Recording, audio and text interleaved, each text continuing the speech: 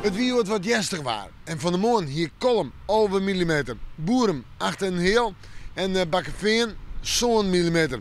Maar Bolzit hier oorl en bij mij in Haas 3 millimeter. Toch wel verschillen, maar dat wetter kennen we ik wel broeken. En dan is het nofelijk dit waar. Even naar al die droogte, naar al die dagen met warmte. En de warmte komt weer hier en dan weer om. Joen en vannacht. Dus even ruim, lichte ruim, soms ruimt het wat meer. Ik wil weer droge perioden, vooral joen en de temperaturen 12 graden. Een west-zuidwestenwind, matig en vrij krachtig. De vrij krachtige wind natuurlijk in het kustgebied. En dan morgen.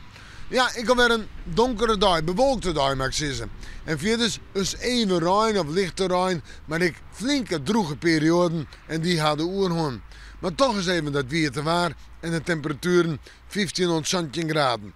De wind nog altijd nu het west tot zuidwest en die is matig en vrij krachtig, steeds maar meest west. En dan zetten we terug naar het simmerwaar, want het komt er weer aan. Op Waasje, meest bewolkt, misschien een beetje zinnen, vooral voor het kust- en waardgebied, 18 graden.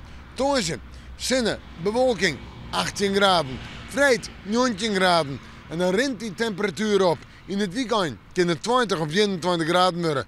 Dus de simmer komt weer om. En we moeten morgen maar weer even in het waarsje.